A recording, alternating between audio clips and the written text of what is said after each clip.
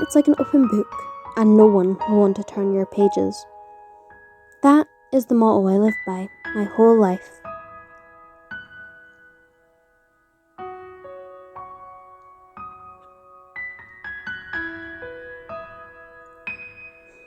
My whole life, I hid behind a kind of mask, a false version of the real me, because I couldn't bear the thought of others figuring out and seeing who I was.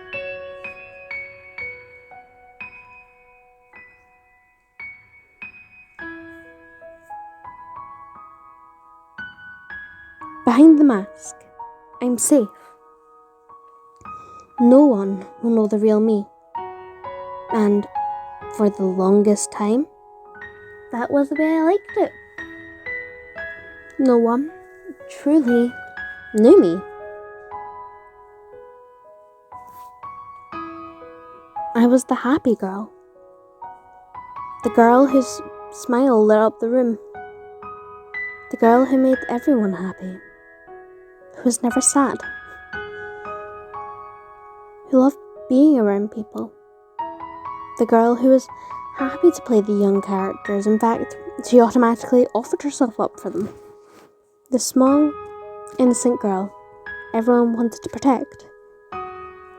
And that's the way I liked it. Well, kind of. That was never truly me.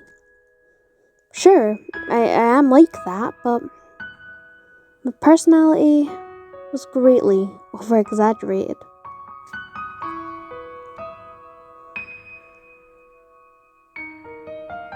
I've always hidden my true self because I was scared. If people saw who I really was, they would judge me.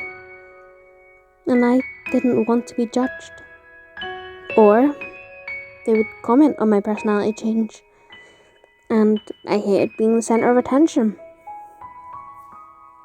So I was what they believed I was.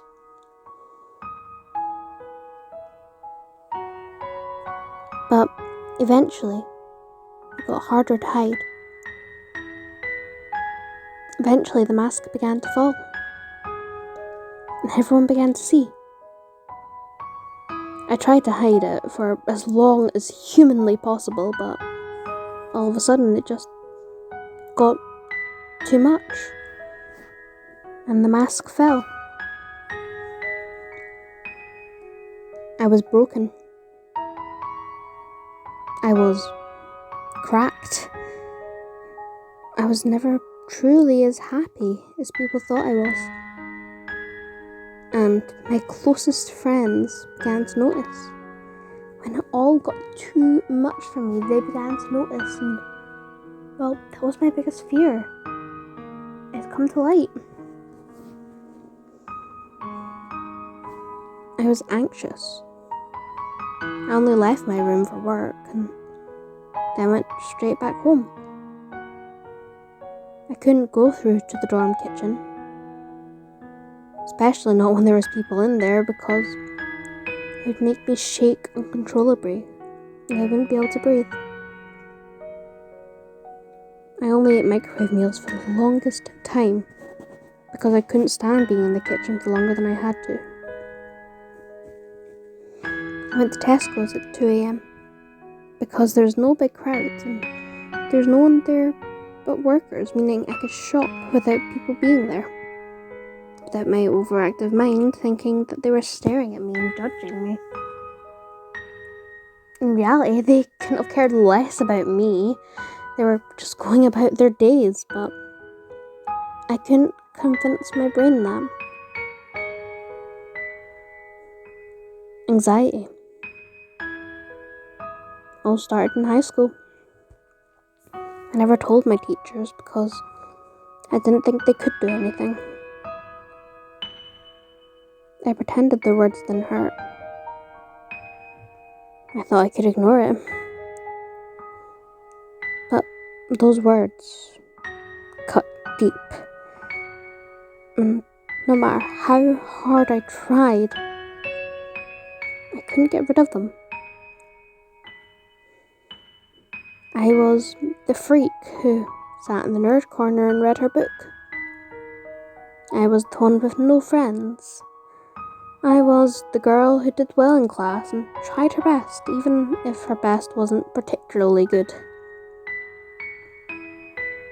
The amount of times I pretended to be sick so I didn't have to go into school was too many, because I didn't want to hear what they were saying. But eventually, the mask went up and I pretended what they said didn't hurt me. I began making jokes about myself, self-deprecating humour, joking that I was stupid, I was annoying, that I sucked at everything. Because if I was saying these things about myself, they couldn't. As I grew older, the words stopped, but any confidence I ever had in myself was crushed. So when my friends joked about my wheezy laugh, I took it to heart. I began to hate my laugh. I would try everything in my power to not laugh at anything. I would cover my mouth and my face if I ever did. And I know they didn't mean anything by it. It was not malicious in any way, but I couldn't convince my brain that. Then, I had that friend. Well, they were never really a friend. They always had to be better than me at everything. Always had to one-up me. When I wrote stories, so did they. And they wrote them better. When I drew a picture that I was proud of as a birthday present for them, they drew over it and improved it. I used to love writing and art, but they ruined that for me. Maybe I'm overreacting. Maybe they were genuinely trying to be nice to me. That's what I told myself. But yet, my confidence shattered even more. I took all that bottled up emotion out on my poor family. They didn't understand, I told myself, but now I realise that's because I didn't let them understand. I never explained how I felt, because they had their own problems, their own worries, and I didn't want to add on to that. I never wanted to inconvenience anyone with my problems. So I bottled it all up until it bubbled over. Unhealthy? Yes, but I didn't know how else to deal with my emotions.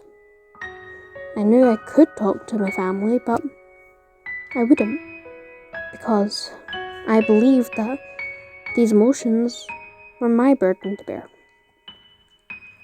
And then I began university, and I had all of these amazing people on my course.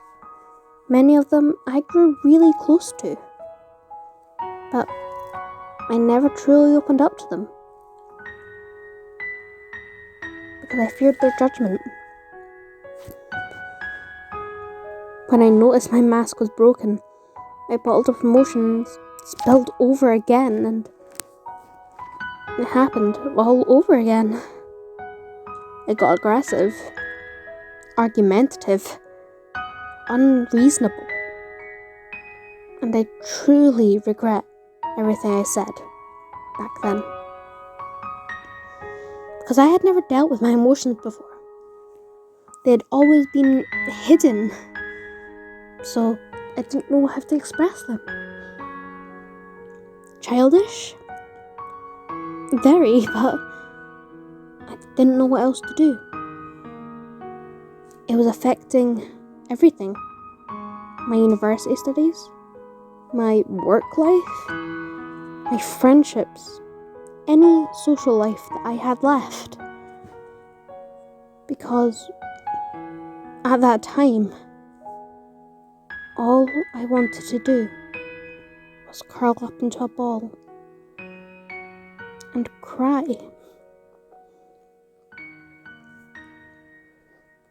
mask was my only defense. And it was gone. And I was ashamed of who I was. But my friends, they never gave up on me. They stayed by my side through all of this. They saw the true me, the broken me, the anxious and depressed me. But they still loved me all the same. I also met someone who changed my life for the better. They convinced me to get the help that I needed for my mental health.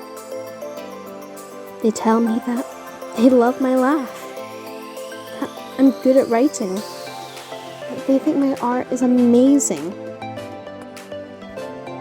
They tell me that they love the fact that I'm smaller than most people, that I look younger than most people, and they tell me off for making those self-deprecating jokes because they're teaching me how to love myself better.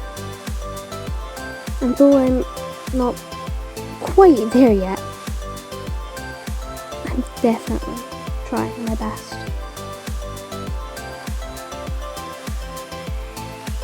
There was a time that I hated every single thing about myself. But now, my mental health is improving. I've gained more self-confidence. I'm able to look in a mirror and be proud of who I am. Not ashamed. Even with every single one of my flaws. Because I am me.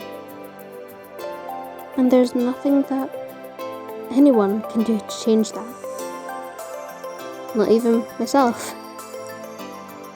I am a nerd, but that's not a bad thing. And I found a community of nerdy people who love the same things I do.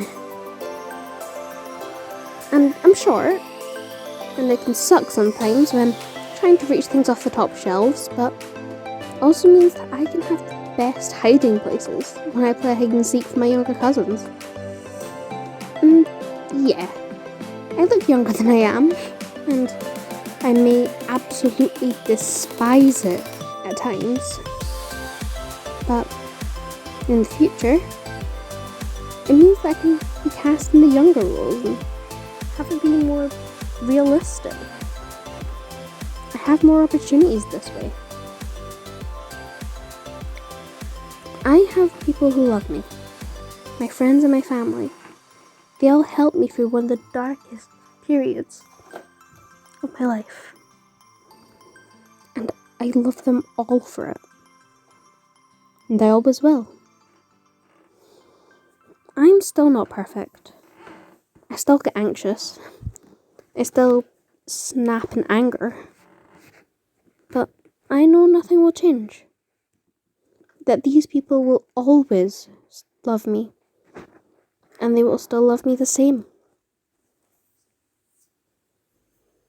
My mask is gone for good. And I've never been happier.